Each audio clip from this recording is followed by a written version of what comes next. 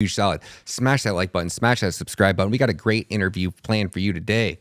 We're going to be talking about all things Maricopa, all things election fraud, FTX, Sam Bankman-Fried. How screwed is our government? We're going to be doing a little bit of research with a private investigator, a gentleman who I am just getting the opportunity to learn more about, Jonathan. His work is phenomenal.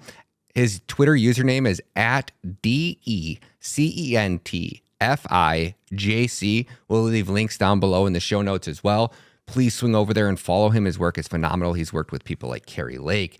He's done some amazing work on election integrity. He understands the big picture, exactly what's going down, and his research is phenomenal. And this is what he does full time. I think like up to 18 hours a day sometimes. He's diving into these stories. He's connecting the dots. He's providing the evidence that America needs to see and hear to understand exactly how corrupt and rotten our elections are. What can we do to expose these people?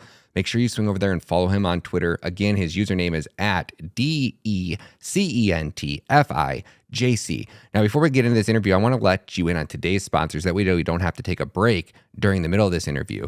Do me a huge solid. Smash that like button. Share this content. Let everybody know we are over here live.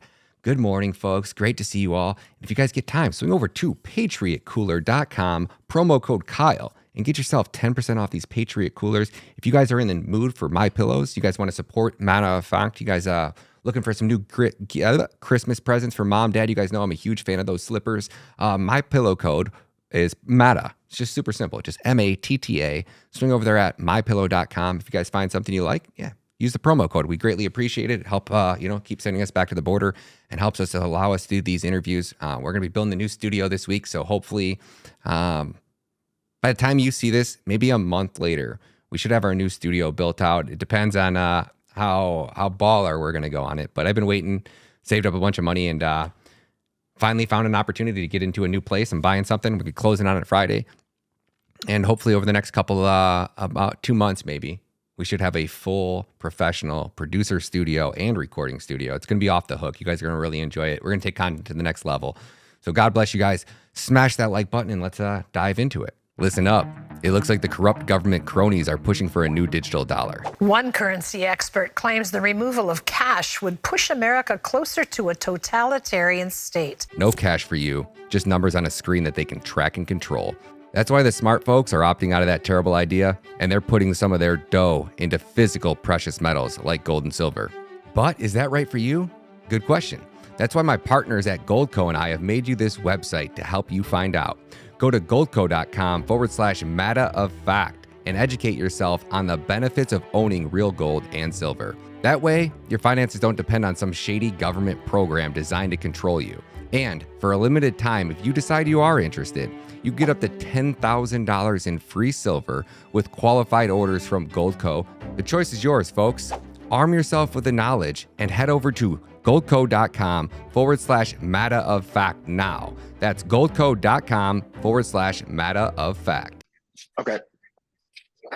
All right, Jonathan, welcome to Matta of Fact, man. It's an honor to have you. I've been following your work over on Twitter. I don't know much about you, and I assume my audience doesn't. So let's start off with getting to know you a little bit. Tell us a little bit about yourself, where you grew up, and we'll go from there. Yeah, thanks for having me, Ryan. I grew up North Alabama, originally from Nashville, but family moved to about 20 minutes outside the Huntsville area when I was 5 or 6 years old. Graduated from Decatur High School, went to school in Montgomery and then at Auburn, and been in finance since 2013, September, I'd say, and been doing that. Had a number of traditional financial planning, wealth management roles, and then most recently, at the beginning of last year, I was managing a cryptocurrency hedge fund in decentralized finance, and that's where the Twitter handle DECENTFIJC actually comes from, is decentralized finance. That's why we see those laser eyes there in the profile, right? Yeah, and because he's not a good Twitter poster, but he's decent. You know what I mean? So, but yeah, I got started on looking into kind of what was going on back in, I'd say, March of 2020, right when they started the lockdowns, and then the COVID spreads at college football games, but it doesn't spread at Black Lives Matter rallies. And that's when, I started realizing that this was a ruse that was going on, and there was something bigger at play. And my background's biomedical sciences, so I was like really curious as to why a lot of these high platform healthcare professional influencer accounts were saying things that we knew to be, objectively incorrect. And that's when it really kind of clicked for me. And so then fast forward, after the crypto market crashed, I had looked into a couple of things and noticed that there were a lot of key elements and a lot of the same players that were seemingly pulling the strings behind the scenes, and kind of unwound the manipulation of the market and some of the players involved and how it tied into our elections. And that's kind of how you and I got introduced, is the election integrity fight. And it's one of those, I don't have to tell you this, but it's one of those, once you see it, you can't unsee it kind of things. And, I basically decided to put my career on the back burner, and, moved back from Chicago to be with my dad, who was in poor health, and take care of them. And so it was the right time. And then once you realize the fight that we're in, it makes sense. It's like, how can you focus on doing anything else until, we get this country back in order? Because they're coming after us, man. They're trying to take the country and change it irreparably forever. And we got to do something to stop it, because nobody else is coming to save us. So what was that turning point that brought you in here? What was that like aha moment for you when you're like, okay, I seriously need to get involved, because if I don't, our country is gone? In the lead up to the elections, there was a lot of, I guess, distaste left with people in 2020, and the anticlimactic ending of how things turned out with regards to not really getting any resolution from the election integrity issues that were, prevalent, especially in the 6 targeted battleground states. And, I told you this on the phone previously. I hate politics. I never wanted anything to do with politics. And then you get to a point where it ends up on your doorstep, and you realize pretty soon there's not going to be any rural, outside of the major metro, places to retreat to and find refuge. They're going to come to our doorstep wherever we are. And so once you understand their agenda, and you understand, that nobody else is coming to save us, that if it's going to happen, it's going to be because of us, people like you and me, the people that, didn't have the gazillions of, followers and subscribers and, fame and fortune, tons of resources, and we're high profile. It's going to be the everyman who has no ulterior agenda other than, yeah, this is bullshit, and somebody needs to do something about it. So I guess I'm going to have to be one of those somebodies. And tell me how that evolution looks of you making your first post, getting involved into Twitter, and to now the following. I mean, you have people like Carrie Lake that are retweeting your stuff. You're working with some bigger name peoples. I mean, the content and the delivery method at which you're putting it out is exceptional, man. So tell us how that all evolved. Okay, so when I first opened a Twitter account, it was solely for the purposes of giving pushback on the COVID narrative and the COVID agenda, especially with the Christian Anderson, Angie Rasmussen, Ralph Barrick. The whole COVID came from an animal zoonosis, and I'm sitting here and I'm thinking, okay, everything that this guy is saying, especially since he's written this Proximal Origins of SARS-CoV-2 paper, is wrong and verifiably against everything that we know. So there seems to be some kind of agenda here. And 5 Twitter accounts vaporized later, I got started with this account, and it was actually a work account originally, and it transitioned when my personal account, got vaporized. And so in the lead up to the elections, I started seeing a lot of the same players that had just manipulated the market and been involved in that. Were also a lot of the same players that had a huge financially vested interest in the lockdowns and the vaccines and, Mhm. certain narratives that they were trying to pervade. And so then, fun fact for all your, you know, watchers and listeners, like, I'll talk about, a mistake I made back in May of last year. I got my first DUI, got it out of the way. Wasn't even a cool story. I fell asleep in a Taco Bell parking lot like an idiot, but that's illegal in Alabama to do.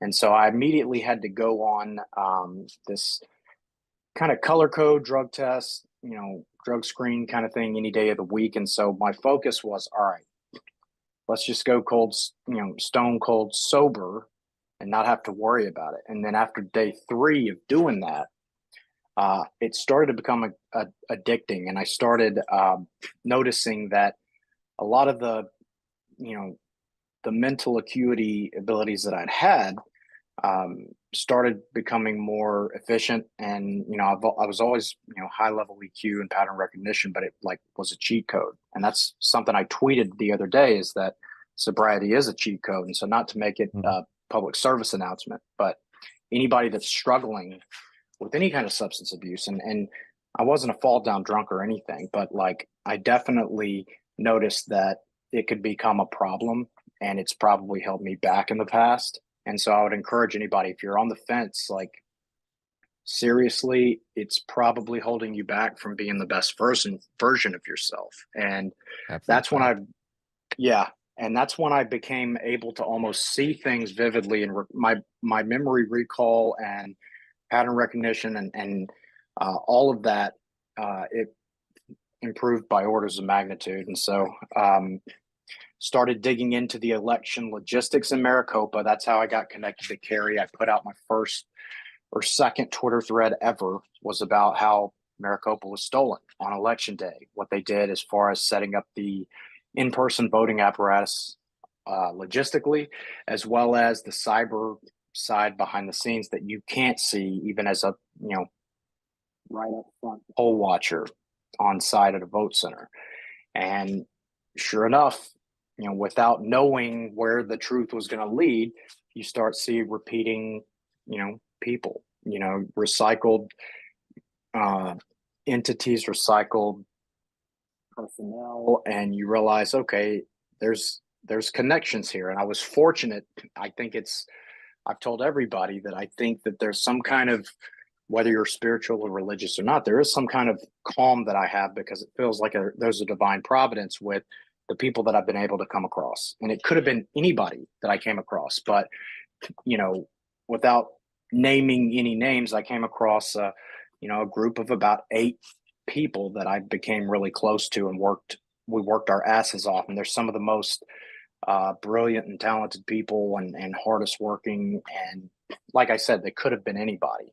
And I was fortunate that they weren't just anybody. And they're some of the biggest patriots that we have fighting for us. And it's kind of sprung up from there. And I realized that if this is not my domain, Ryan. So this, or it wasn't traditionally, but I realized this is the battlefield. This is the arena that we have to play in. And so your only option is to become somebody who's capable of owning the domain that you're forced to play in for the time being. And so I had to pour myself into that too. And here we are. I got connected with Kerry back in late November. Got fortunate to meet, a lot of people that are working their asses off, that are never going to get the credit they deserve for everything that they're doing. And I did want to give a shout out to, Emerald. She was, when I had 1,100 followers on Twitter and one Twitter thread, I could have been any lunatic on the entire platform, but she saw what I had put out, and they invited me to come on the show. And the time slot that I had was right after Dr. Robert Malone. So no pressure in following that guy, But yeah, I mean, it was great. And I've been thankful that the people that I'm associated with have kept the agenda and the objective first. And that's been the focus, from day one, the truth, wherever it leads, regardless, even if it leads back to people that we initially thought were on our side because the country's too important. And it's, you know, saving the country as what we were raised to believe it is worth sacrificing your ego or your greed or your ambition or even some relationships with people that you thought you knew but didn't really know quite as well as you thought.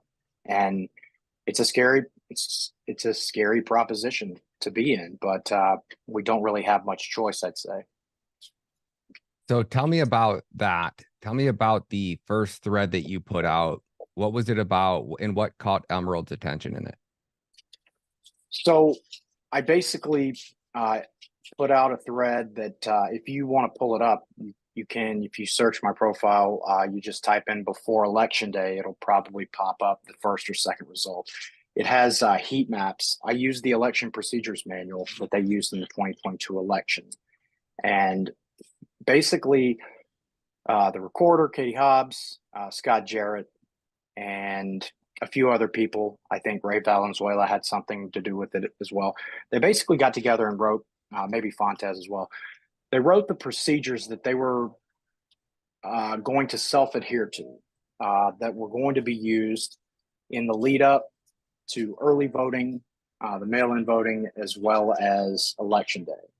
And when I had been looking at it, I started noticing, okay, what is their methodology? What are their models they're using? What's the math here? Because if I'm thinking like a criminal, and something that I learned when I was in, you know, just focusing on, you know, fraud prevention in the traditional financial space, you learn to think like a criminal. And so you start to think, okay, if I was going to do this, how would I do it?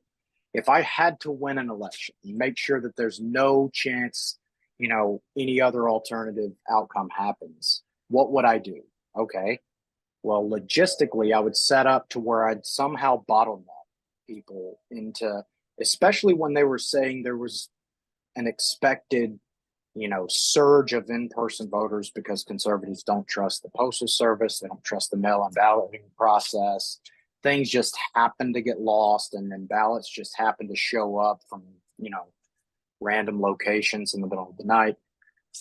So they were expecting a surge. And so I looked at it and I said, okay, well, if we know how many vote centers they have, and if we know how many tabulators they have and how many booths they have and how long it takes to check in and how long it takes for someone to cast a vote at optimal time constraints, basically regular time, with no rush, then we can know mathematically what the max capacity is for Maricopa to accommodate a certain number of voters for that 13 hours period on election day. So we can establish a baseline even before the first person walks in to vote.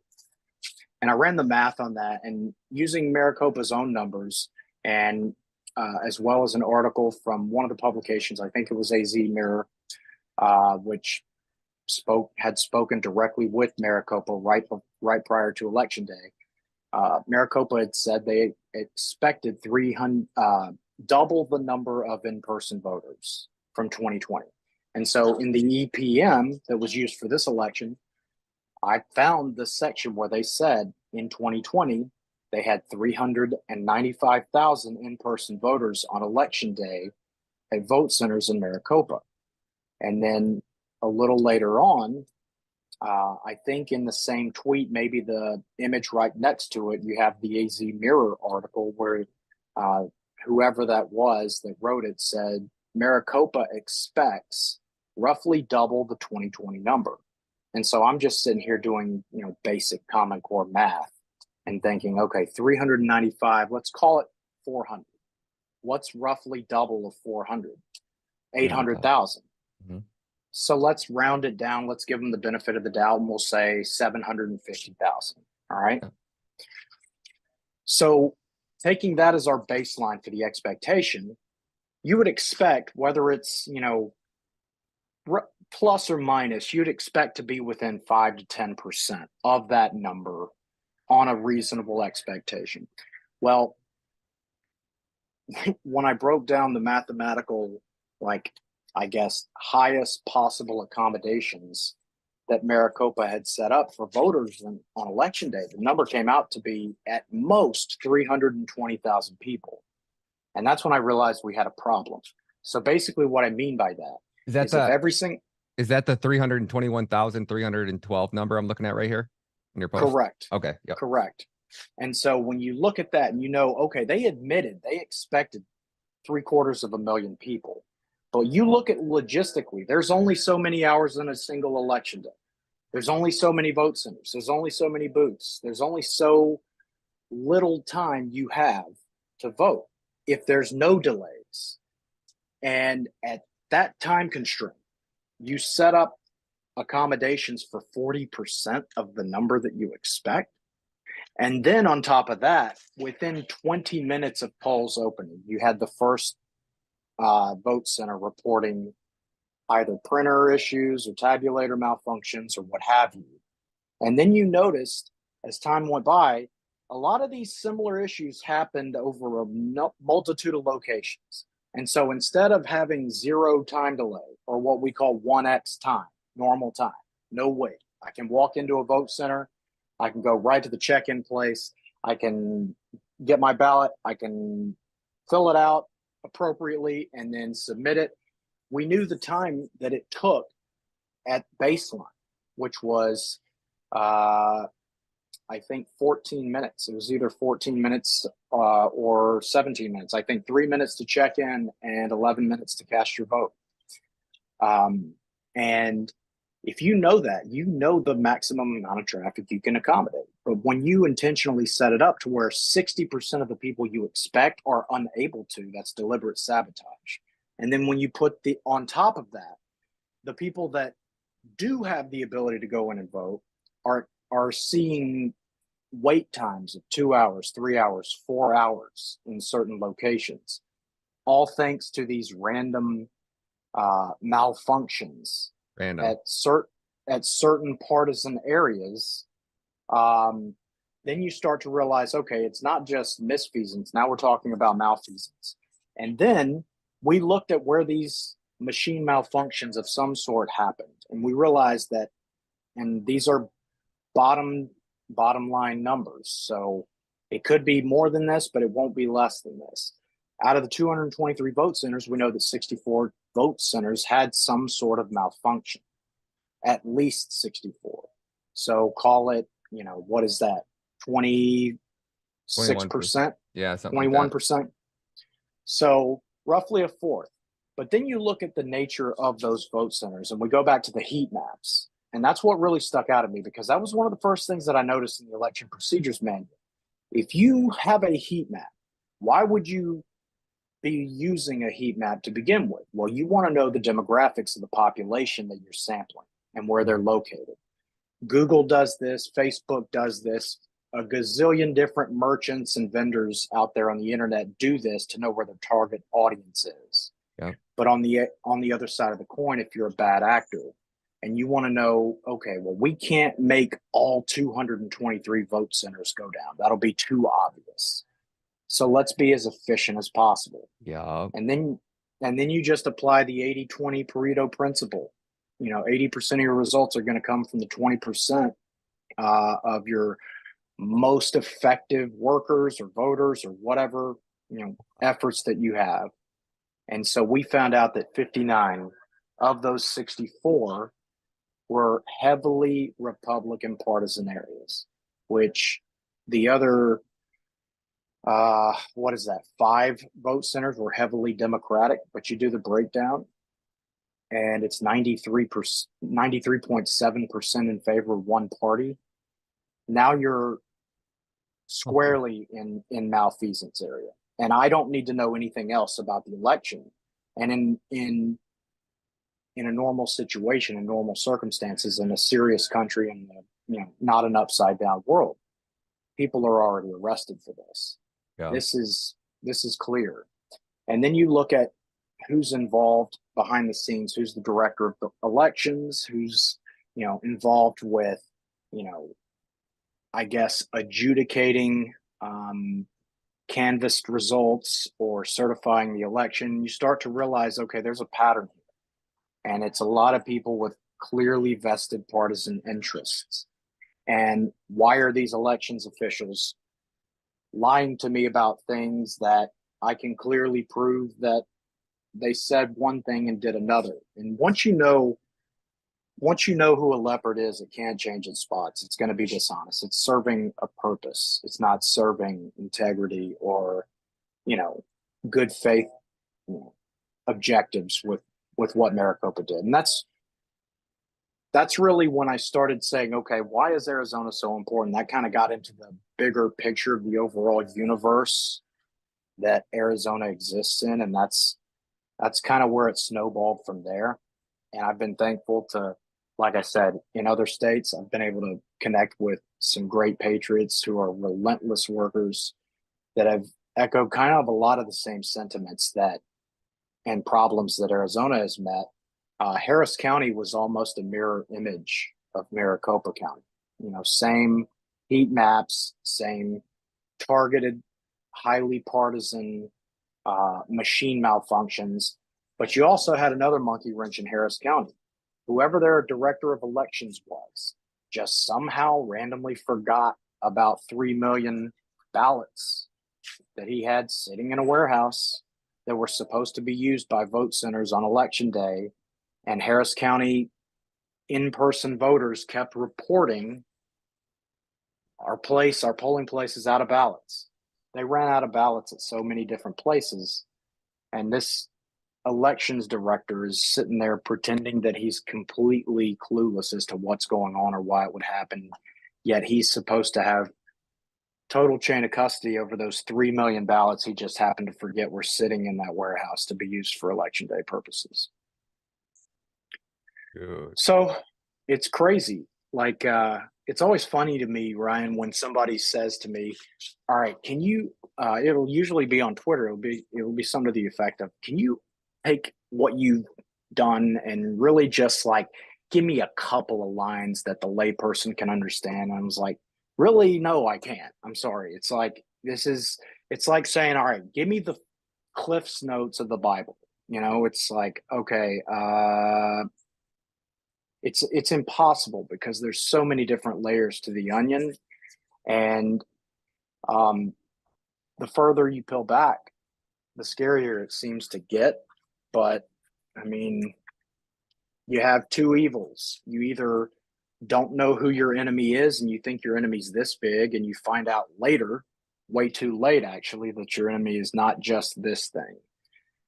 Or you become prepared to deal with the shock of it now, and you realize your enemy is this huge juggernaut, and you deal with the realization. And now once you come to grips with it, you figure out how to best defeat it. And I feel like that's the only strategy that we have that has a chance of working. So that's why I've had such a commitment to putting as much information out and at breakneck pace as possible, because at the end of the day, I guess the overarching theme is we're really fighting two wars right now. We're fighting an informational war and a psychological war.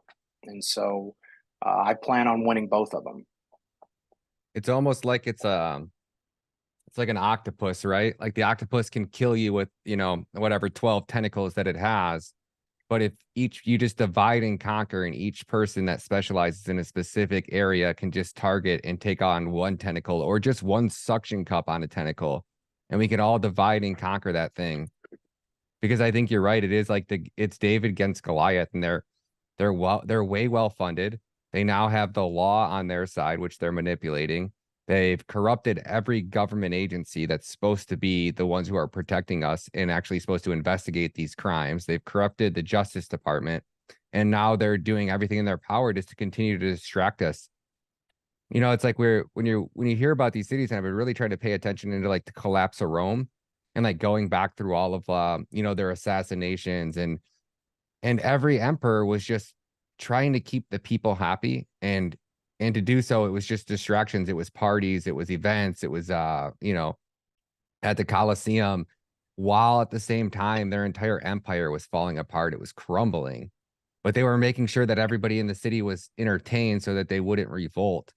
And then eventually there was just, their enemy was right there on their doorstep. And I feel like that's what we're happening right now. It's like, I don't know how people go home and watch football on the weekends and watch sporting events. And it's like, or go home and they watch the news. It's just such a distraction. Where do we start? What have you seen making any impact to like give people hope that we are going to be able to save this, that people that have done this to us are going to be held accountable? Have you noticed any strides or any information that's got out that's helped get us in that right direction? Yeah. So that's a great question. And to your octopus analogy real quick, I think that everything that you said is accurate. You know, nobody's going to be able to take on all of the tentacles by themselves. Everybody has a role to play. Everybody can, you know, do their part and make sure that they own that space of their part.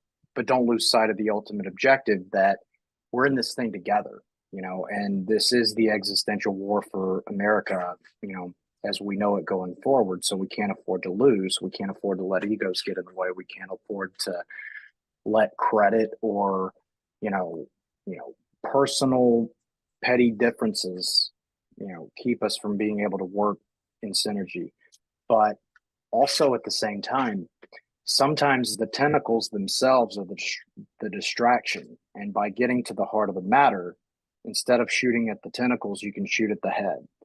And that's really what the informational warfare is all about, because you see so many different issues like, you know, trans rights or abortion or, you know, any number of things, you know, that they come out with to say, all right, this side and this side, you guys have at it about this thing. It's all just another tentacle to keep you from focusing on the heart of the matter. Who is behind this? Who's behind the people that are just walking down the streets that are causing chaos and burning down cities and businesses and, you know, threatening Supreme Court justices at their homes and shooting up schools? Like, who's behind that? And that's really where the informational war has to get to. And so, as far as the informational war, have we made strides that we can quantify? Well, absolutely. So we put out, and you and I talked about this a little bit a few days ago. We put out information back in February that we had really since about December, but it was trying to kind of prime the people who would be taking in the information to understand what the scope of really what we're up against is. But we found that our ericstates.org, which is the domain for the ERIC voting registration system, that information was being sent on and or before November 8th of 2022 to an unsecured website in Beijing, China.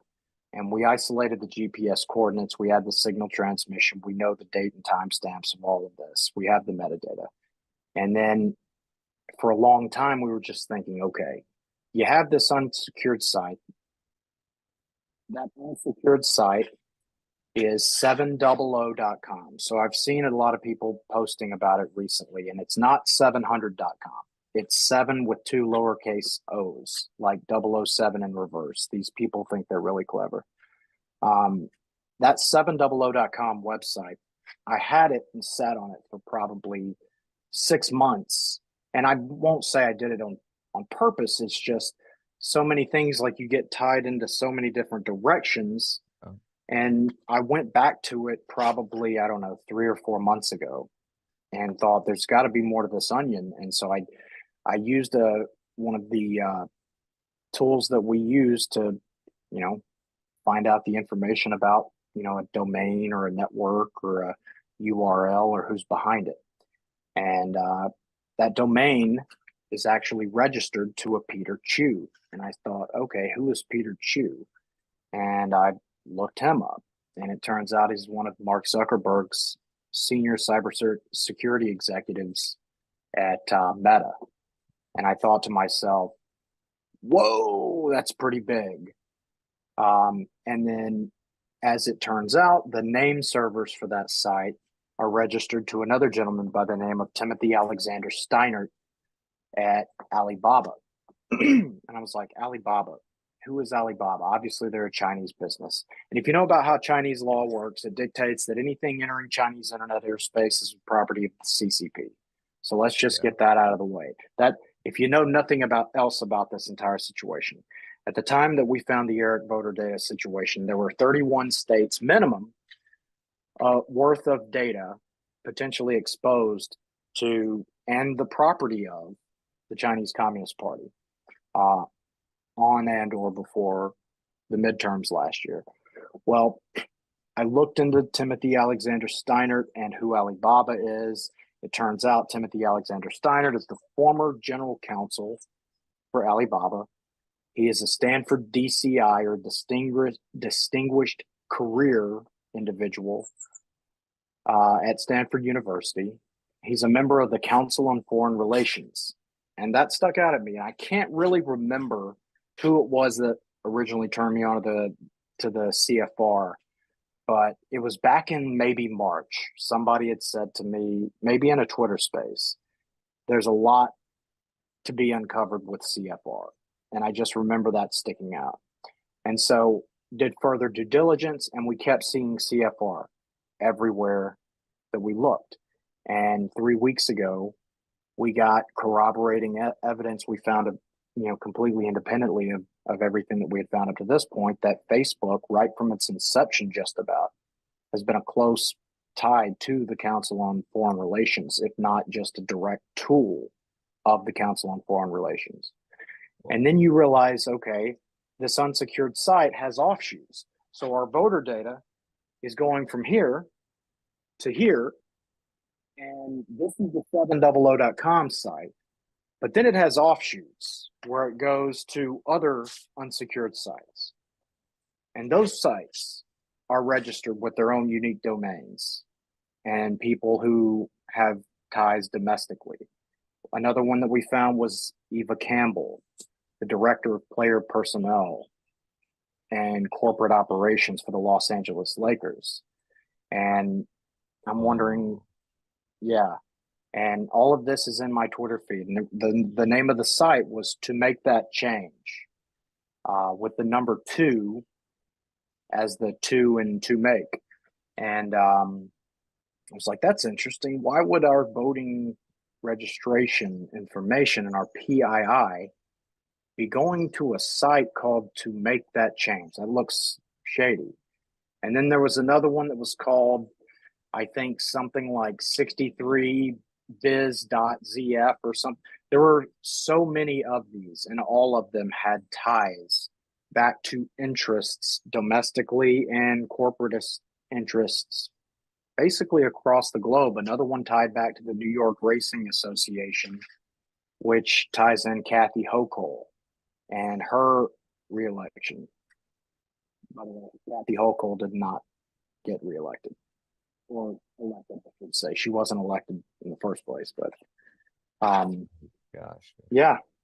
And so what's going to happen with any of this information? Well, 3 days ago, we had shared some of this information with our good buddy Peter Berniger up in Wisconsin, who's a hell of a patriot. Him and his team are working their asses off on election integrity up in that state. He testified before the Wisconsin Senate Commission on elections, I think a month and a half or 2 months ago. First entered our information and our intel into evidence. Well, they filed lawsuits after Eric basically ignored a FOIA and a PRR. Peter and his team filed a lawsuit, and they got into court in discovery, and Peter went line by line on everything that I had told him and everything that I had showed him with the metadata, and they fucking, pardon my French, admitted to every single bit of it. And when people realize this happened in the last 72 hours, when people realize what that means, first of all, our PII for 31 states worth, you're talking about potentially hundreds of millions of people, all right? Being sent to Beijing for any reason ever is already like, I don't need to know anything more about that, all right? Yeah. But when you think about it this way, this thing is so big, Ryan, and they are so, like, they are in so deep that they gamed out the best course forward for them when they realized we knew what we knew. And they decided that conceding that, yeah, he's telling you the truth, all of that is correct. They decided that that's the best course of action. So that means to me that there is so much more to be uncovered. This is much bigger than just the ERIC system. And by the way, it is. We're talking about all of the voting systems, all the third-party voter registration databases, all of the voting hardware and software that is used in our elections has got to go. It has to. Yeah. 2024 has to be run on paper ballots, hand counted, Yep. completely detached and dissociated from any kind of network apparatus. Nothing that CISA, CIS, EAC, NAS, NAST, Runback, any of them can have their influence over. Nothing that Akamai or Cloudflare or Network Solutions or Dominion, Smartmatic, Seidel. So, Yes, they can't. and you just said Smartmatic there. Isn't there an indictment into Smartmatic that just took place in Florida as well? Isn't that supposed to be something big as well? Have you heard about that? I heard of an indictment regarding Smartmatic. I didn't realize it was stateside. I thought it was in Spain or something.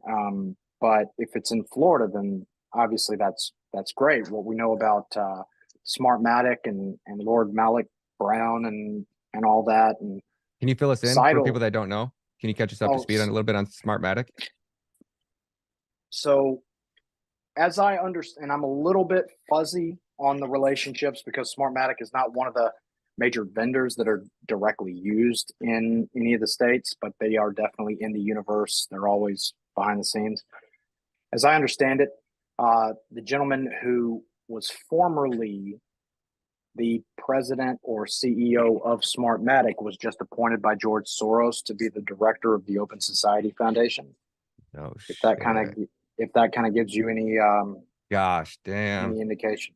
And so I'm sure your viewer, if I'm wrong on this, I know it's basically something like almost exactly that. We'll give you the benefit of the doubt. Yep. But yeah, so that's what we're up against. And, you know, I've been fortunate to work with some of the best intelligence people, former Army intelligence, current and former agency, 3-letter agency that isn't FBI, if you know what I mean. So, can I ask you one more thing too? With what you're saying is basically it's 31 states that are roughly using these machines, or is it every state? There were 31 states that were using the ERIC voter registration system as of the 2022 elections. We started writing about ERIC in January and what it really was. And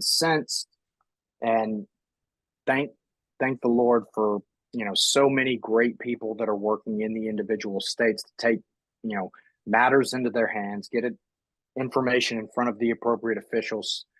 We've been able to get, last I checked, it was 8 states. It might be 9 now who have since January left the ERIC system altogether. Alabama is one of those states, unfortunately. And I've got to talk to Wes Hall, who is the Secretary of State for Alabama, because he announced, yeah, we got rid of ERIC. Now we're going to AVID, AVID. And what people don't know is AVID is basically a precursor that does the same thing that ERIC does, and it's all fully integrated with the ERIC system. And I've talked about that as well on one of the threads that I sent to Catherine and Greg, because there's so much information, and the problem is, Ryan, like much of the information that we talk about and that we dig into is such like granular number dry data, and as soon as you even mention anything about metadata, people immediately start rubbernecking and like mentally checking out. And they're like, oh, it's too much. I can't understand it. So it's like, it's the nature of the beast, Well, my question is, if we have these machines that we know that were used in 31 states as of the midterms, which means that these machines were used to help install whatever politicians won those elections. And these are the politicians who are supposed to be, quote unquote, getting these machines removed. Have we seen any headway in that? I mean, you said 8 different states, or 9 maybe, but they've replaced them with the exact same thing. How are we going to hold these people accountable and get these things out of here without a civil war? Yeah, that's a great question. So, when people ask me why we're doing this, it's because like we don't want civil war, because that's damn sure where we're headed if we don't 100%. Do something. The ERIC system stands for Electronic Registration Information Center, and so it's not a machine per se. It's a digital third-party registration database that is tied to the Center for Election Innovation and Research that is run by Mr. David Becker, who also directs the election officials' legal defense network, which is basically the lawfare slush fund for all these corrupt elections officials in the various battleground states. And what it does is it basically gives full integrated access, network access without hardware necessary. But it gives full centralized control of PII and voter registration data to the Office of the Secretary of State. And she or he can then delegate their appointed official to run the ERIC apparatus and have access to it, and even share it across state lines with any co-participating member states. And if you look at some of the contracts, especially like, for example, Virginia, they demand, they don't ask, they demand that states send them their updated voter rolls every 60 days.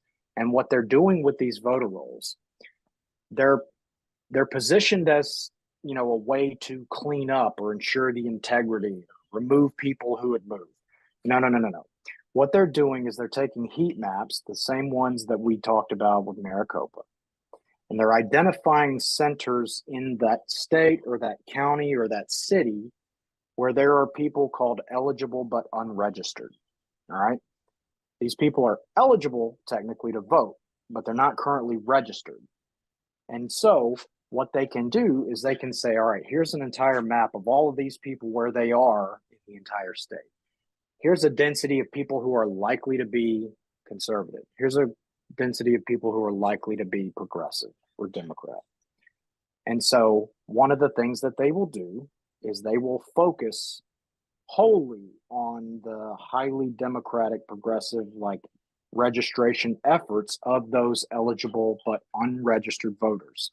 And guess who was instrumental in making that agenda a focal point for the Democratic Party? Sam Bankman-Fried's mom, Barbara Fried. Her progressive PAC that she has called Mind the Gap. Yep. She started at Stanford University, and she actually went to the DNC and instructed them and their dark money network of, New Venture Fund, Arabella Advisors, Hopewell, 1630, Democracy Fund. She instructed all of these organizations where to send their dollars to get the most bang for their buck. And why is that so bad? Well, at the same time that we connected, ERIC with 700.com and the Council on Foreign Relations, we also connected ERIC to FTX as well.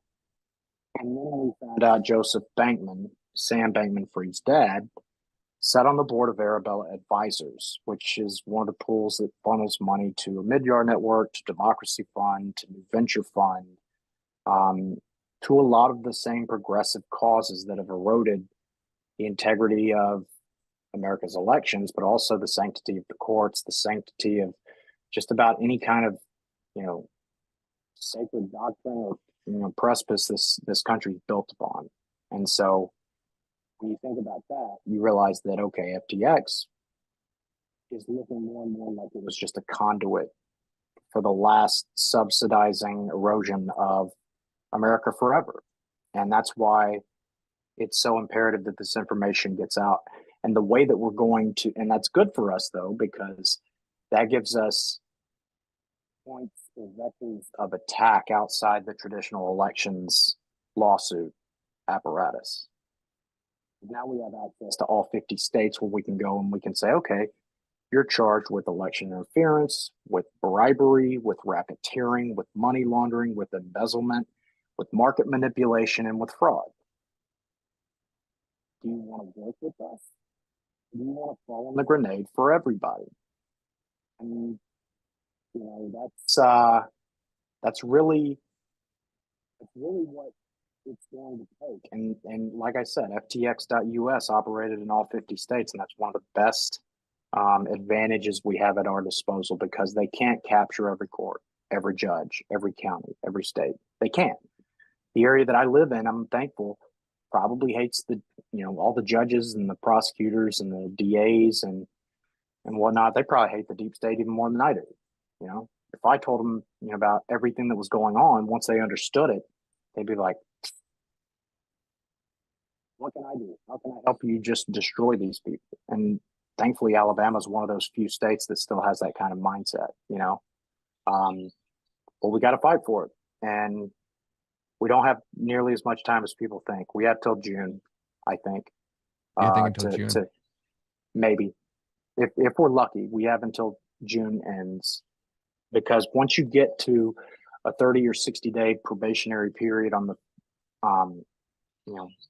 right before primary, most states have statutes that say, okay, you can't make any changes anymore to anything that is already in place. Those changes have to be made by this time. And so, go ahead. I was just going to say, it's not enough for us to just start lawsuits or start criminal investigations, but we have to have seen them through to fruition by that time. And the wheels of justice turn way too slow for us to waste any time right now. Let's start with the FTX stuff. In my personal opinion, it's the trial of a century. It's the trial of our lifetime. It's the largest fraud, election, corruption, scandals, politicians, government offices, the SEC. It goes all the way up to the freaking president's office. This guy was meeting with the head of the SEC up to 3 times a month. I was following. I made a lot of money off shorting FTX to zero, or not to zero, but down to $1. We were all sitting there. If you're in the crypto space, it was coming. BitBoy was exposing them. I was dropping crypto videos at the time. We were all sitting there watching it happen. And then I took out a really big short position, kind of by accident. When you adjust your leverage when you're trading, and it'll stay in place from the trade before. So I just happened to open up my account and it defaulted to 25x. So I was trying to do a $5,000, or I was trying to do $1,000 5x short, and I did $1,000 25x short. And as soon as I opened the trade, price dropped by $1. So I got so far ahead of it within the first, minute or 2 minutes of the trade being open, that I was like, oh, cool. I just moved my stop loss into the profit, and I'm just going to go to bed. If I wake up in the morning and I'm stopped out, oh, well, I still made a couple bucks. If not, I'm going to, dude, I made $17,000. I woke up in the morning up like 20 grand. It was bizarre, dude. Next few days laddering up your stop loss. Dude, it was wild, man. And then I tried to, they have a market price versus the real price. When you enter a trade, there's the market price, the average price of FTX across every exchange. Well, by this time, it was down so far that on some exchanges it was $3, some it was $1, others it was $5. So it's taking the average price. I kept trying to, after I closed out that trade, I wasted about $3 grand trying to re-enter. I was like, oh, I'm great. Price is only at, $3. But really on these other exchanges, it was already hitting my stop loss and taking me out of the trade because the market price was so far above the regular price. So I gave a little bit of it back. But in my opinion, everybody knew it was coming. If you were in the crypto space, you knew FTX was collapsing. So that's what woke me up. That's exactly how I got into politics. I was sitting here watching one news outlet tell me that Sam Bankman-Fried's just a kid. He just made a few mistakes. And I'm over here this guy's mini Madoff. He's probably the worst financial fraud case of all time. So yeah, we got people like McCarthy Kevin McCarthy was taking money from FTX and using it to fund campaigns of politicians that were trying to primary American First candidates. And then we have people like Maxine Waters, who was blowing him kisses, who was leading the investigation into Sam Bankman-Fried. So where has that trial came to? Where has that evolved to? I know it seems like Caroline Ellison's spilling all the beans. She's willing to give up all of the information on these people. Like, how is this man not on mainstream TV every day? So since you mentioned BitBoy, I actually connected with Ben probably 9-10 months ago. And, I said, hey, dude, I've been a fan of your show for, a couple of years now. Sorry, who was this you broke up? Ben Armstrong, oh, yeah. Yep. And I had sent him a message saying, not expecting, him to respond. But I said, hey, I've been a fan of your show for a couple of years now. Appreciate everything you're doing and congrats on the success. I got some stuff you should probably look at, because this was back when February-ish, when I first got into unwinding the crypto crash, as well as the, money laundering back and forth with Ukraine and everything, and the controlled crash of Bitcoin, both in March and in November. This was about 3 months after the collapse of FTX, right? Give or take? Mm-hmm. Okay. All right. Yep. Fun fact, FTX had its first withdrawal halt or freeze the day after the elections. Did you know that? I did, yeah. Classic. So, they played Ben, right? Oh. Ben Armstrong had that story and was going to break it 2 weeks before the election. And he was in communications with NBC, and all the reporters at NBC were like leading him on, being like, oh, we're still gathering more data. Don't break this story yet. We want to make sure that like we have all the information. Like looking back on it now, we know exactly what they were doing. They were stonewalling him, basically trying to not break the story and collapse FTX before the elections, because they knew that it would have broke out. And that's why it was the day after the election that it happened, because NBC basically led Armstrong on, whether he'll admit that or not. It happened. I talk to him quite often. I used to. So that's interesting, because he wrote me back. He said, what you got? And I sent him, what I had gotten on, the collusion between King Griffin and Gary Gensler and Sam Bankman-Fried and Alameda and Jane Street and Citadel and what have you, and Goldman, and including some of the intelligence agencies, most notably the NSA. But I sent him some stuff, and he said, wow, that's good stuff. And I was like, dude, do you have any levers that you can pull in Washington or something to that effect? And Maxine Waters' name came up, I think by him, since you mentioned her. And he said she just hates him. And I'm like, really?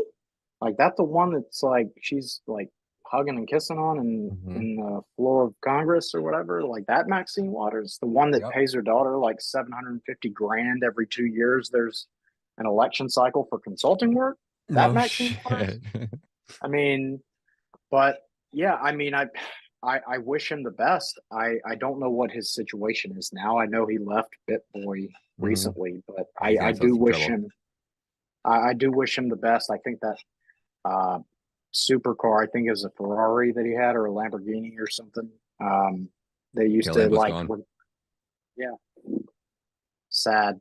But I had his intro memorized for the longest time. I could hear it in my sleep. But anyway, I think he's a good dude. I think he means well. I think he gets caught up in the hype and little ego gets too big, but so seems like he means good well. He's a brave fan like me, and so I got to vouch for him. I don't know why. I trust him, but I do. But it's just when you look at everything and you realize, like what you said, they waited till after the election to make sure it crashed. It's spot on, because it was clearly an operation to get people elected or keep people from office. And so we started unwinding the paper trails, the people that took money from Sam Bankman-Fried, what other pots do they have their hands in? And we kept finding a couple of names popping up that I had never heard before, but seemed to be involved wherever there was a racket to be found. And one of those names is Daisy Montoya. So she was the treasurer for Sam Bankman-Fried's Protect Our Future PAC that FTX.US paid $28 million to. She also has her own private entity, LLC, called the Money Wheel. And in the midterms, or prior to the midterms, Mark Kelly and Katie Hobbs and Chris Mays all paid Daisy Montoya a certain amount of money. Mark Kelly's was by far the largest amount. I think Katie Hobbs was 114,000 and change. Mark Kelly was between 340 and 450 or $460,000. And Chris Mays was 10 grand. They all paid the Money Wheel this amount of money. Well, at the same time that she was treasurer for that PAC that was run by Sam Bankman-Fried, she was also an officer for Gabriel Bankman-Fried, Sam's brother, his organization called Guarding Against Pandemics, that was originally founded by dollars that Sam Bankman-Fried lightly gave directly from customer proceeds. And Biden was getting ready to give him a $26 billion grant or something crazy like that for the next pandemic preparedness or something wild. Yeah. And it gets even crazier, buddy. I don't know how much you follow my account, but in the last month, we've tied Sam Bankman-Fried to, do you remember that ETH Pass scandal where a bunch of people got taken advantage of on Ethereum? I hadn't remembered much about it until randomly about a month and a half ago. Somebody on Twitter saw one of my threads about Mark Elias and Sam Bankman-Fried, and they said, "Hey, do me a favor, look into this ETH Pass thing." And so I had just finished a dig on one thing, and I swear, like, I just started looking into it, and it turns out it encompasses Ethereum, it encompasses FTX, it encompasses Mark Elias, it encompasses Gabriel Bankman-Fried, it encompasses a gentleman by the name of Will McCaskill that everybody needs to be familiar with, MACASKILL. He is the guy that was recommended to Elon Musk. He's the guy that recommended to Elon Musk right before his Twitter acquisition that he brings Sam Bankman-Fried in on the Twitter acquisition deal. I know who you're talking about. Yep. This guy has an organization called 80,000 Hours that is almost entirely funded by open philanthropy. So we know that he is a Soros acolyte. We also know that he has his own personal website, WilliamMcCaskill.com. We know Gabriel Bankman-Fried has his own Guarding Against Pandemics website, againstpandemics.org. We know Daisy Montoya has her own website for the Money Wheel called tmwcompliance.com. And we start unwinding all of these names, and we find that Mark Elias's, law firm, Elias Law Group, has a domain called eliaslawgroup.com, or that was at least one of its old domains. I think it expires in November of this year, to be honest. But eliaslawgroup.com, the domain for the Ethereum pass.com.xyz, the subdomains, and then this Will McCaskill guy, as well as, here's a fun one, JoJo from Jersey, the Twitter blonde up in the Northeast that's like a absolute lunatic. They all have the same IP addresses, domains, ANSs, registries. Like, they're basically the same site. It'd be like everybody's doing everything they're doing from the closet in one person's bedroom in a house. Mm-hmm. That's how closely these are tied. And now we know, okay,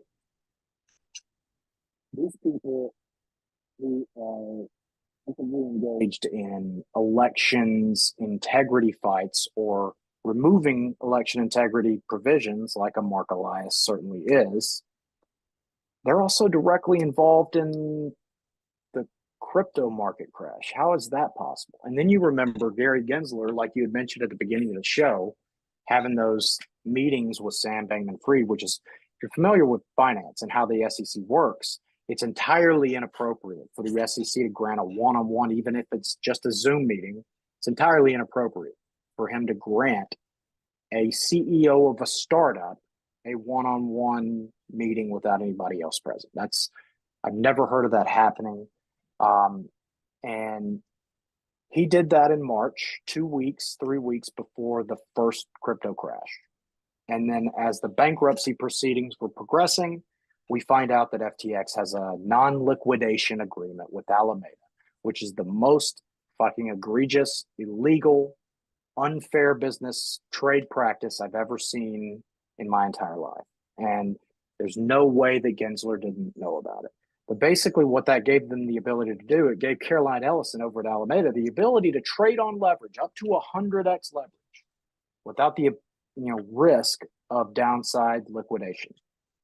And you would only do that if you felt that you had unlimited bandwidth, unlimited access to capital, and no worry of oversight. And you're thinking, okay, how did Gensler miss this? And then you realize Gensler and Elias worked together on Hillary's 2016 presidential campaign. Gensler was the CFO and Elias was the chief legal counsel. Then you remember that Gensler and Caroline Ellison's dad worked together at MIT. And then you realize that Sam Bankman-Fried, Gabriel Bankman-Fried, Barbara Fried, and Joseph Bankman, all Stanford law ties, are all clients of Mark Elias and their organizations. And you realize, okay, these guys this is genuine collusion. And I'll tell you, Ryan, it sounds like a lot, but and it is a lot, but the last year has just been one oh shit after the other. Mm-hmm. Like you uncover one thing and you find 5 things that are even more mind-blowing. And we are getting traction. We've got a long ways to go. But the importance for the audience, the thing that they need to understand is that when they control the levers of the media and the social channels and communication and your First Amendment, and they can just decide what's misinformation or what's allowed speech or what you can and can't talk about in the public domain, we have no chance. Mm-hmm. And so regardless of what you feel about Elon, his purchase of Twitter and our ability to put out the information that we do without getting vaporized gives us a chance. We had no chance prior. Yep. But when we put out this information and they admit to everything that we say in court, mm-hmm. that's on the record now. That's established, objective, consensually agreed upon fact. All mm-hmm. right.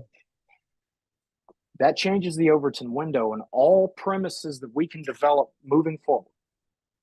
Every baseline level of facts that we can operate with have been changed forever. Now Do me a favor. Claiming. Before you go on, explain the Overton window.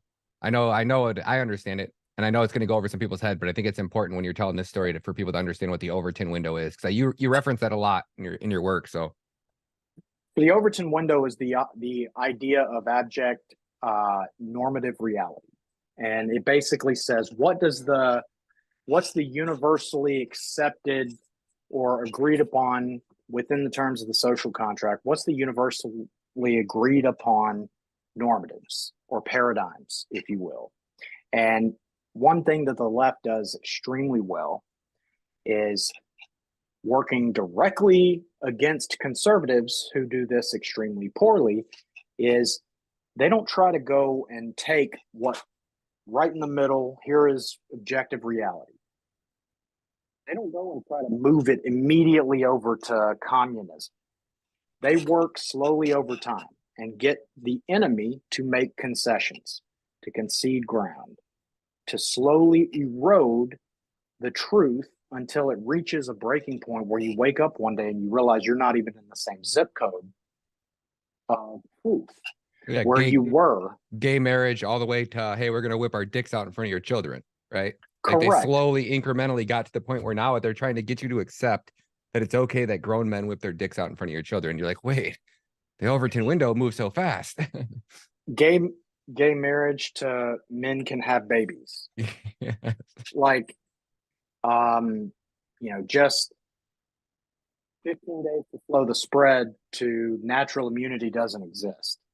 Like that's how it happens. And when your only chance in a war like this is to reclaim ground. It's not enough. Like whenever I hear people say, hold the line, that sends douche chills down my spine.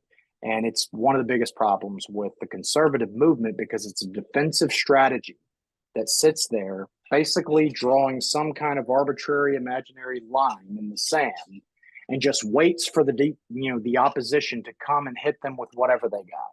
And no matter how good your defense is, like, and how sound your ground or your moral, fortitude is, you're not going to be able to hold up forever.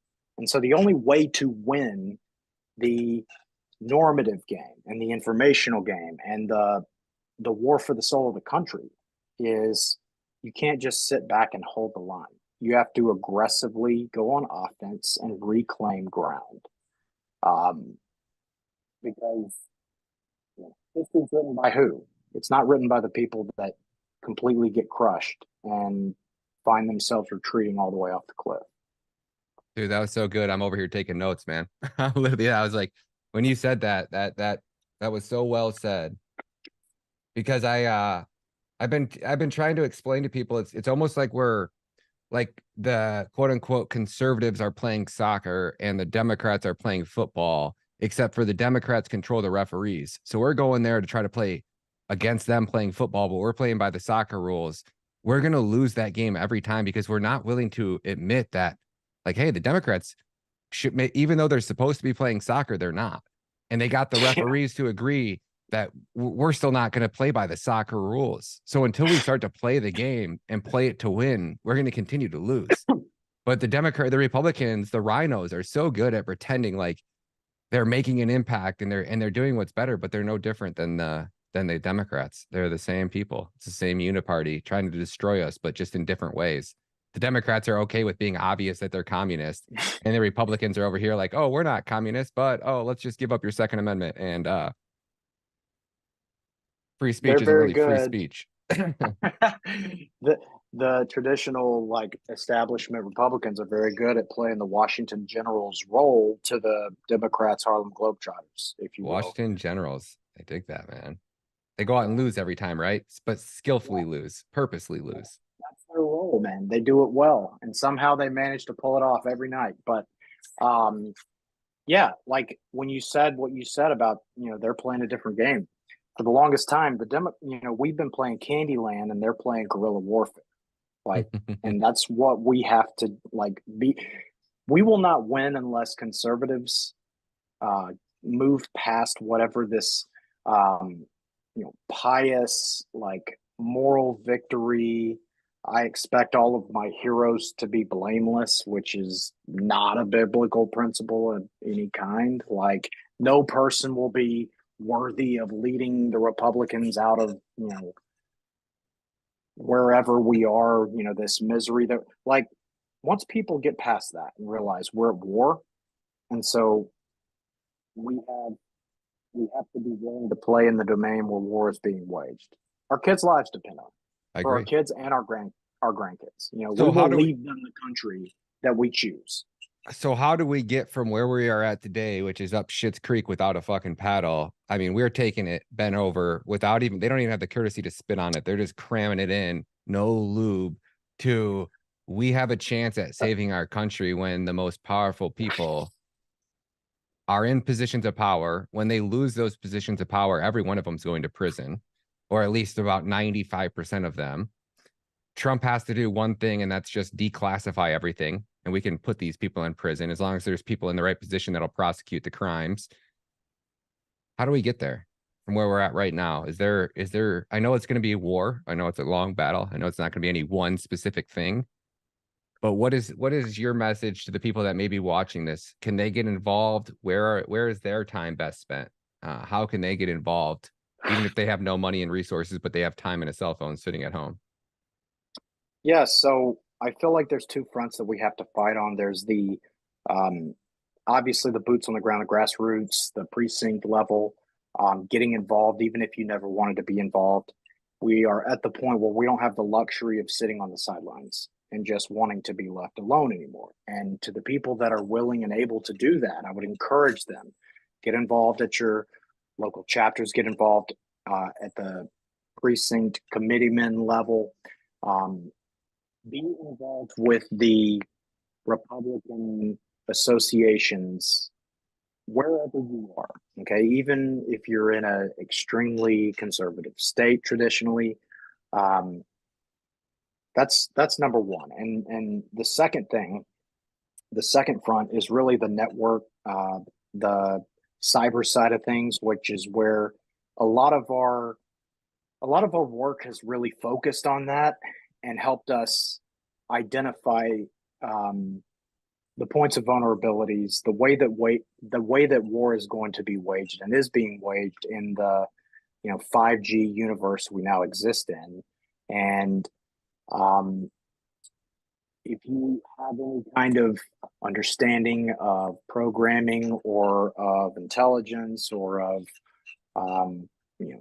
networks or coding or anything, I would encourage you to shoot me a follow and any number of the people that you see me frequently engaging with, because even if we don't have the answer for you, we will point you in the direction of somebody that does. And that's what I love about the people that I work with is nobody's ego is too big. Everybody understands, like, I've got my lane, and I'm going to be the best at my lane as it serves the overall objective. And remember that everything that we do, if it's not serving that objective, it's not serving our cause, and it's shouldn't be given, a second thought.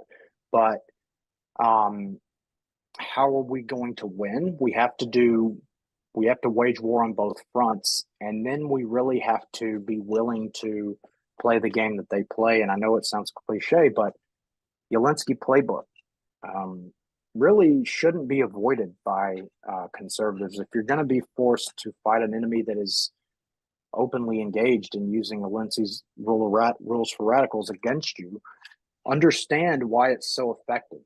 And one of the reasons that it's so effective is because it looks at an entire entity, a juggernaut, if you will. And it breaks it down to the isolationist individual who make up that entity. And you realize, okay, well, if I look at this, monstrosity that is the globalist left or the DNC or Act Blue or whomever it is, but then I realize the director or the president of that entity or the treasurer or all of these bad actors on the ground, they're still human beings. They still have loved ones. They still have fears. They wake up every single day and wonder, is this going to be the day the other shoe drops? And you have to make people make a decision between, do I fall on the grenade for everybody else by myself, or do I work with these people and help them unwind everything else? And that's one of the reasons why putting out the evidence that we have and getting them to admit to that evidence in court is so big, because now we have irrefutable concession. Not just we've presented it, but they've conceded it under oath in court that laws have been broken. And there are a number of states. I won't give away the game. If you want to DM me, I'm happy to send you which states I'm thinking about in particular. But we know that laws have been broken. And if you watch the movie Rounders, there's a point in the movie where Matt Damon is playing Teddy KGB in the last game of the movie. And if he lose, he's, basically in the game for the last money that he could potentially ever have, because they're going to kill him if he loses. And Teddy raises Matt Damon's character. Matt Damon's character wakes up with pocket kings, and he raises, and Teddy re-raises over the top of him. And so Matt Damon's forced to make a decision where he says, all right, I either fold my hand, knowing that I'm holding basically the nuts, or I put my entire life on the line for it. And he says at that point in the movie, he says, Doyle Brunson says, put a man to a decision for all his chips. And that is so imperative to our fight. You have to go up against these criminals and make them make a decision. Are you going to be the person that goes to prison for the rest of your life? We've already got the good. Like, we don't need anything else from you to put you behind bars for 25 to life or worse. Or you can help. And maybe you won't spend the rest of your days in a cell. And you have to go person by person. And when we get one, we'll get 10. And when we get 10, we'll get 100. And that's how it has to happen. Agree. I hope it does. I really hope it does, man. And I think it's people like you that are going to continue to get that information out there to the people that has to. And then what the people choose to do with it is another thing. Oh, man, we appreciate you, Jonathan. Is there anything else that we didn't cover that you wanted to get into this interview? Any other topics you wanted to cover while you're here? I mean, I got all the time in the world. So if you got more information that you think is going to help people, we can go down another rabbit hole. We can wrap it up. And yeah, I think I've already downloaded too much onto for everybody to process for one time. But I will say, where'd you get that cool ass backdrop you got? I like that. I actually made that. Me and KYLE Seraphin, I produced his podcast, and he had built his studio like this. This is what he did for his background. So I said, you know what? If I'm going to start producing your show, it looked pretty cool if we almost looked like we're in the same studio together. So I went out and just built a wall. I got 3 studios. I'm getting ready to be, I just bought a place. I closed on it Friday. Congrats. So I'm going to be it's a dump, man. It really is. But it was such a good deal. I couldn't pass it up. I've just been sitting on cash, saving, waiting for an opportunity, and finally got one. So I'm going to gut the whole thing and then build out a new studio in there. So my next studio should be really cool, man. It should be a fun show to produce. I have 3 here, but this is just a rental, and I'm paying $2,400 a month to live here, just to rent. I sold my condo back at the peak of COVID, thinking that the times are going to get really tough. I might not be able to sell this place. It's a top of the market. I could have got a little bit more for it, but I feel like I got out pretty damn close to the top of the market. And then I rented, which was only supposed to be a year. And then, 15 days to flatten the curve later, markets kept going up. They kept printing more money. So I just been waiting. And now finally stuff's starting to collapse, and just got lucky and got into a place. So maybe a couple of weeks from now, we'll have not a couple of weeks, but maybe a couple of months from now, I'll have the new studio done. Getting some cool stuff. I like it, man. That looks like the foam padding that I have at the studio where my drums are. Yep. That's why I asked about it. That's exactly what it is. Yep, on Amazon. And I built it out of a foam. Like this is actually walls just suspended behind me. It's hanging from actually just 2 chains. And I used 1x1s, and then I built the back of it that the things are stuck to out of foam. So it's actually stuck. This thing weighs maybe 5 or 10 pounds, the whole wall. It's pretty bizarre. Pretty cool. That's amazing. Yeah. I appreciate you having me on, Ryan. And hey, where can everybody find you at? Yeah, so I'm on Truth and I'm on Twitter. The handle is DecentFiJC, like decentralized finance, DECENT, FI like simplify, and then my initials J as in Jonathan, C as in Kegel. Perfect. And that's on, you say I'm on Truth, and you don't have any podcasts going on right now, right? It's all stuff you're just putting out on Twitter and Truth, correct? Correct. Just focused on this for the time being. Great. And then what's the best way? Do you have an email, or is the best way to get a hold of you, your Twitter DMs? people have information or intel they want to get you, what's the best way to get that to you? Yeah, I do have email. I just got a notification that my Proton is full on data storage right now, so I can't send and receive. But I'm happy to give that out at another time when I have a chance to clean out my mailbox a little bit and Perfect. open Twitter up some DMs it is then. Twitter DMs it is, my friend.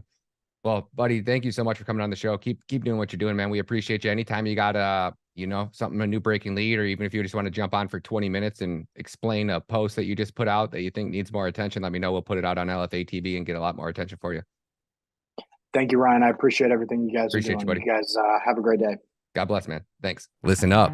It looks like the corrupt government cronies are pushing for a new digital dollar. One currency expert claims the removal of cash would push America closer to a totalitarian state. No cash for you, just numbers on a screen that they can track and control.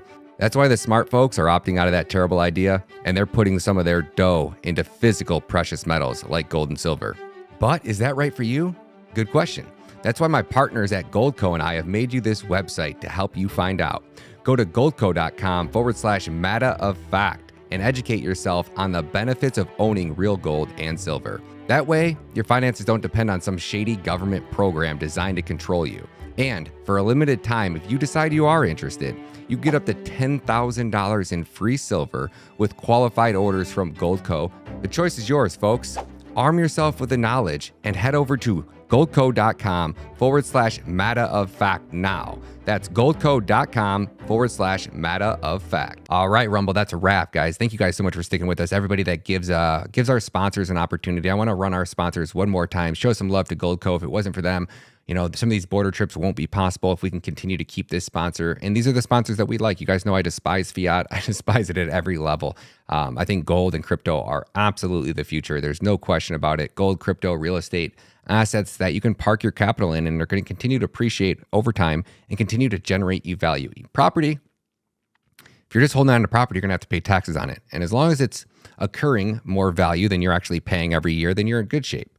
But I mean, imagine buying something now at the top of the market, paying what, 9%, 10% interest. And then on top of that, inflation and taxes and the fact that most likely our government's going to fire back up that money printer like they always do. It's just a matter of time. I don't think it's very long at all, honestly. I think the money printer will be burning a hole in their pocket, considering the Federal Reserve is printing out what? What is the Federal Reserve doing? Oh yeah, they're losing about $17 billion a month. So the Federal Reserve's paying themselves right now, just printing it out of thin air, but they're out of money. So for the first time in, I think, history, the Federal Reserve has like a $200 billion hole in their balance sheet. That should terrify everybody. They're draining the reverse repo. So our government is borrowing money from large corporations in the reverse repo versus the Fed, which is just bizarre to think about. The dollar is on the verge of collapse. There's enough people around the world that understand what Bitcoin is, how powerful it is, and why it's so important that no government should ever control the issuance of your currency. And that's why we support facts. That's why we support sponsors like Goldco, guys. Get your money out of traditional markets. Get gold. They literally delivered me silver. It's en route right now. It should be here on the 1st. So by the time that this video plays, I'll actually have it. So in our live streams, you'll start to see. But I got actually physical silver. Not some money somewhere that's in an account, some zeros on a screen. I think that's important to get your money out of traditional markets and out of stocks and into something like gold or companies that, mine or buy or trade or sell or invest in gold. Goldco being one of them. Gold and silver, precious metals. Links will be down in the description. They also created me this amazing website. So if you guys get time, swing over there, check it out. God bless you guys. And we'll catch you guys in the next one. Again, make sure you guys follow Jonathan at DECENTFIJC over on Twitter. God bless you guys. God bless America. Catch you guys in the next one. Peace. Run.